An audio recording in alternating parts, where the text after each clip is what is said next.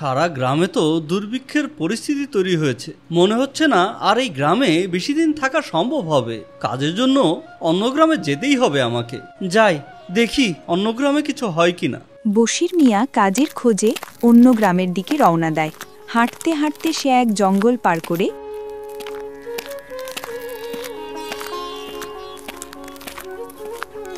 রহমতপুর নামক একটি সমৃদ্ধ গ্রামে এসে পৌঁছায়।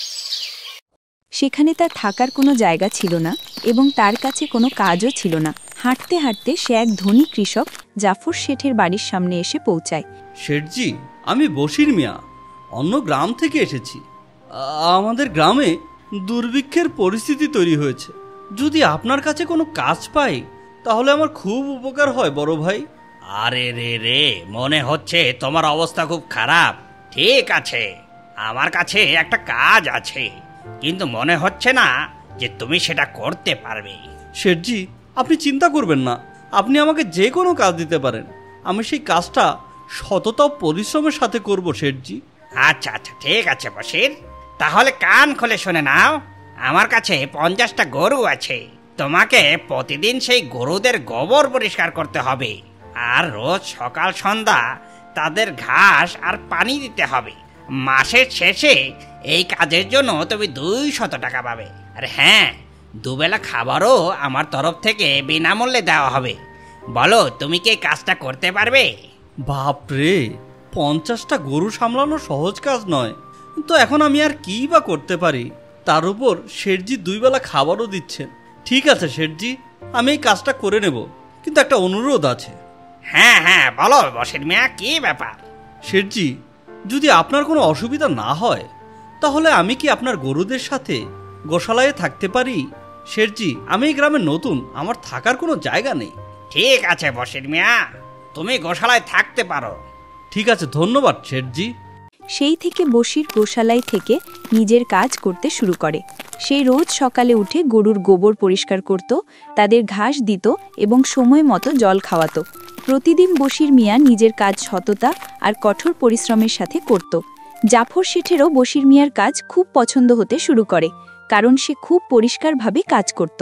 জাফর শেঠ বশির মিয়ার কাজে খুশি হয়ে তার কাছে আসে। তোমার কাজ আমার খুব পছন্দ হয়েছে। তুমি গরুদের খুব ভালোভাবে যত্ন নিচ্ছ, তাই দুধের গুণগত মানও বেড়ে গেছে, আর গরুগুলো আগের থেকে বেশি দুধ দিচ্ছে। তাই আমি আজ থেকে তোমার মাইনে বাড়িয়ে পুরো 400 টাকা করে দিচ্ছি। খুশি তো? আপনাকে অনেক অনেক ধন্যবাদ শেঠজি। কিছুদিন এভাবেই কেটে যায়। বশির মিয়া জাফর শেঠের কাছে কঠোর পরিশ্রম আর সততার সাথে কাজ করতে থাকে। ধীরে ধীরে বশির মিয়ার কাছে বেশ কিছু টাকা জমা হয়, যা দিয়ে সে নিজের জন্য থাকার মতো একটা ছোট কুঁড়েঘর বানিয়ে নেয়। ওই গোশালায় ঘুমিয়ে তো নাক থেকে গোবর গন্ধ এখনো যায়নি। যাক, শেষ পর্যন্ত নিজের ঘরে শান্তিতে ঘুমোতে পারবো এখন থেকে।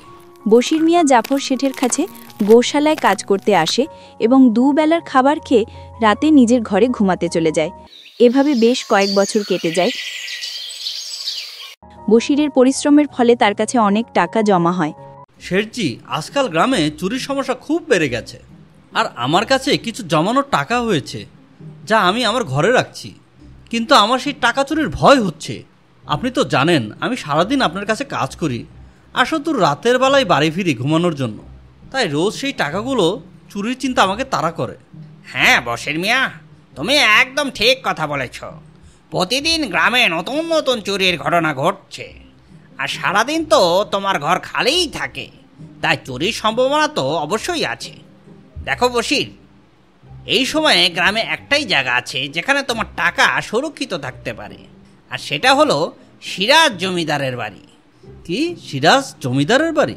হ্যাঁ, সিরাজ জমিদার মিয়া। হ্যাঁ বশির মিয়া, এই গ্রামের জমিদার সৎ এবং দয়ালু মানুষ, এমনটা আমি কিছু লোকের কাছে শুনেছি। আর তার বাড়িতে অনেক পাহারাদারও আছে, তাই চুরি হওয়ার সম্ভাবনা খুবই কম। তুমি তোমার টাকা তার কাছে রাখতে পারো। আচ্ছা, এমন ব্যাপার। ঠিক আছে শেঠজি, তাহলে আজই আমি সিরাজ জমিদারজির সাথে দেখা করে কথা বলছি, আর তাকে আমার সমস্যার কথা জানাচ্ছি। বশির মিয়া জমিদারের বড় বাড়ির গেটের সামনে পৌঁছায়। পাহারাদার রহিম তাকে আটকায়। এই, তুই দাঁড়া, কোথায় যাচ্ছিস? এখানেই দাঁড়িয়ে থাক। জি, আমাকে সিরাজ জমিদারের সাথে দেখা করতে হবে। আমার ওনার সাথে কিছু কাজ আছে। কি কাজ তোর ওনার সাথে, আমাকে বল। জি, আমার কিছু টাকা ওনার কাছে রাখতে হবে, সেই কাজেই এসেছিলাম। আচ্ছা ঠিক আছে, তুমি ভেতরে যেতে পারো। সালাম জমিদারজি, আমি বশির মিয়া, জাফর শেঠের ওখানে কাজ করি। কিছু বছর আগে অন্য গ্রাম থেকে এখানে এসেছি।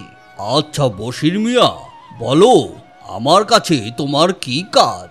জমিদারজি, আমি বছরের পর বছর জাফর শেঠের কাছে কাজ করেছি আর কিছু টাকাও জমিয়েছি। তো সমস্যা হলো, গ্রামে চুরির প্রকোপ বেড়েই চলছে। তাই আমার জমানোর টাকা ঘরে রাখতে খুব ভয় লাগছে। আমি আপনার সততা সম্পর্কে মানুষের কাছে অনেক শুনেছি, তাই আমি আমার টাকা কিছুদিনের জন্য আপনার কাছে রাখতে এসেছি। আচ্ছা, কত টাকা জমিয়েছ তুমি?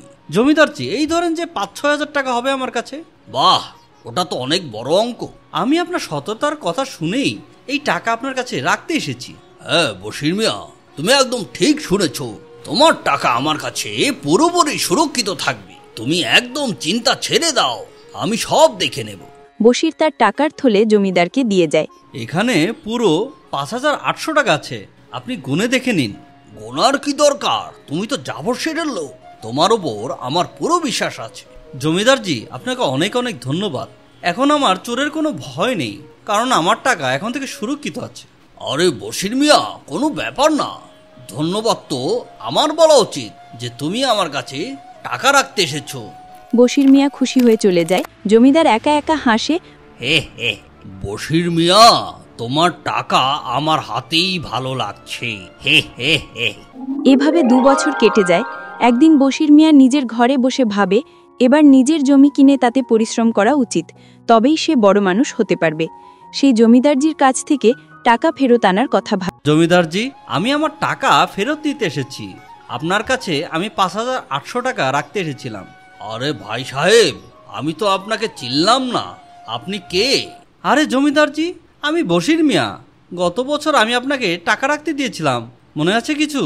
আরে ভাই সাহেব, আমার কাছে কত লোক যে টাকা রাখতে আসে আর যায়, আর আমার সাথে সবাই ভালো ব্যবহারই থাকে।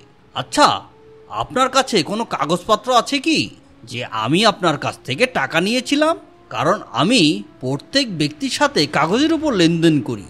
কে কত টাকা দিয়েছি, কার কত টাকা রাখা আছে, সব কিছুই হিসাব আমার কাছে আছে। জমিদারজি, এ আপনি কি কথা বলছেন? আপনার সততা দেখেই তো আমি আপনাকে টাকা দিয়েছিলাম, আর আপনি এখন এমন কথা বলছেন। দয়া করে আমার টাকা ফেরত দিন জমিদারজি। অনেক কষ্ট করে এই টাকা আমি জমিয়েছিলাম, আমার উপর এমন অবিচার করবেন না।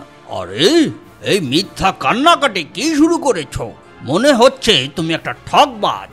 আমার সততা সরলতার সুযোগ নিয়ে আমার কাছ থেকে টাকা হাতিয়ে নিতে এসেছিস। দাঁড়া, তোকে আমি এখনই শিক্ষা দিচ্ছি। জমিদার তার লোক কাশেমকে ডেকে বশির মিয়াকে পেটাতে বলে। কাশেম লাঠি দিয়ে বশির মিয়া প্রচণ্ড পেটাতে থাকে, যতক্ষণ না সে অজ্ঞান হয়ে যায়। ওকে ততক্ষণ মারো যতক্ষণ না অজ্ঞান হয়ে যায়। এই 2 পয়সার লোকটা আমার সততার উপর প্রশ্ন তুলেছে, ওকে ছাড়বি না। বশির মিয়া আহত অবস্থায় নিজের ঘরে ফিরে আসে। 2 দিন ধরে সে ব্যথায় কাজ যেতে পারে না। জাফর শেঠ চিন্তিত হয়ে বশির মিয়ার ঘরে আসে এবং তাকে আহত অবস্থায় খাটে শুয়ে থাকতে দেখে। বশির মিয়া, তুমি 2 দিন কাজে আসনি, কি হয়েছে ভাই? শরীর ঠিক আছে তো তোমার? কোনো সমস্যা হয়েছে কি? বশির মিয়া জাফর শেঠকে পুরো ঘটনাটা খুলে বলে। আরে বাবারে, এটা তো গুরুতর ব্যাপার। আমি তো জমিদারের ব্যাপারে ভালোই শুনেছিলাম, আমারও জানা ছিল না যে সে এত নিচে নামতে পারে। তখনই ভাবি প্রতি বছর তার সম্পত্তি বাড়ে কি করে। আমাকে মাফ করে দাও বশির মিয়া, আমি তোমাকে জমিদার কাছে যেতে বলেছিলাম। না জাফর শেঠ, আপনি তো আমার ভালোই চেয়েছিলেন। এটা তো সেই জমিদারের লোভ। এখন মনে হচ্ছে না আমার টাকা আর আমি ফেরত পাবো। বশির মিয়া, আমার কাছে একটা উপায় আছে, যেটা দিয়ে আমি তোমার টাকা ফেরত এনে দিতে পারি। জাফর শেঠ বশির মিয়ার কানের কাছে গিয়ে পুরো পরিকল্পনাটা বলে। ঠিক আছে শেঠজি, হে আল্লাহ, এর একটা উপায় যেন সফল হয়। পরের দিন জাফর শেঠ একটি সুটকেসে অনেক টাকা ভরে জমিদারের বাড়ি যায়। আরে জাফর শেঠ, আপনি আজ আপনি নিজেই এখানে? বলুন তো, এই গরিবের ঘরে কিভাবে আসা হলো? আমাদের তো সৌভাগ্য যে আপনার মতো ধনী মানুষের পা আমাদের ঘরে পড়ে। সালাম জমিদারজি। আরে জমিদারজি, আপনি তো আমাকে লজ্জিত করছেন। আসলে আমি কিছু মাসের জন্য অন্য রাজ্যে ব্যবসার কাজে যাচ্ছি। আমি এই প্রায় 50,000 টাকা নিয়ে এসেছি। আমার ভয় হচ্ছে এই টাকাগুলো যেন চুরি না হয়ে যায়। আপনি কি আমার সব টাকা আপনার কাছে রাখতে পারবেন? আপনাকে ছাড়া এই গ্রামে কারো উপর আমার ভরসা নাই। আরে জাফর শেঠ, এটাও কোনো জিজ্ঞেস করার কথা? আমার কাছে আপনার টাকা একদম সুরক্ষিত থাকবে। আপনি নিশ্চিন্ত হয়ে ব্যবসার কাজে যেতে পারেন। তখনই জাফর শেঠের চাকর আলী সেখানে আসে। মালিক মালিক, আপনাকে আর বাইরের রাজ্যে যেতে হবে না। এখনই ব্যবসায়ীদের খবর এসেছে, তারা বলেছে যে তারা নিজেরাই আমাদের গ্রামে আসছে। আরে এটা তো খুবই ভালো খবর। এখন আমাদের আর বেশি দূরে যেতে হবে না। এমন সময় বশির মিয়া সেখানে আসে। আরে বশির, তুমি? ভালো হলো তুমি এখানে এসেছো। আমি তোমার কাছেই আসছিলাম, আমাকে মাফ করে দিও। সেদিন আমি তোমাকে চিনতে পারিনি। এত লোক আমার কাছে আসে, একটু সমস্যাই হয়ে যায়, কিন্তু আমি আমার কথায় খুব পাকা। দাঁড়াও, আমি তোমার সব টাকা এখনই দিয়ে দিচ্ছি। জমিদার বশির মিয়াকে তার 5,800 টাকা ফেরত দিয়ে দেয়। মাফ করো বশির মিয়া, আমার লোকেরা সেদিন তোমার সাথে খারাপ ব্যবহার করেছে। আমি আজই ওদের কাছ থেকে বের করে দেব। বশির মিয়া কিছু না বলে সেখান থেকে চলে যায়। আরে কি ব্যাপার জমিদারজি, আপনি তো নিজের কথায় খুব পাকা। ঠিক আছে, আমি আমার সব টাকা আপনার কাছেই রাখতে পারি। জাফর শেঠ এমনভাবে কথা বলছিল যেন জমিদার বুঝতে না পারে তার চালাকি ধরা পড়ে গেছে। জমিদারজি, যেহেতু আমাকে আর বাইরে যেতে হচ্ছে না, পরে যখন আমি বাইরে যাব তখন টাকা এখানে আপনার কাছেই রেখে যাব। জাফর শেঠ এবং তার চাকর তাদের টাকার ব্যাগ নিয়ে সেখান থেকে চলে যায়। ধুত্তুরি, একই হয়ে গেল। এই 50,000 টাকা তো হাত থেকে চলে গেল, আর বশিরের 5,800 টাকাও ফেরত দিতে হলো। আপনাকে অনেক অনেক ধন্যবাদ শেঠজি। আজ যদি আপনি না থাকতেন তাহলে আমার সারা জীবনের জমানোই টাকা ওই জমিদার আত্মসাৎ করে নিত। বশির মিয়া, কোনো ব্যাপার না। যেই ব্যক্তি সততার পরিশ্রম দিয়ে রোজগার করে, আল্লাহ তার কখনো খারাপ হতে দেন না। আর যে অসৎ পথে রোজগার করে তার কখনো ভালো হয় না।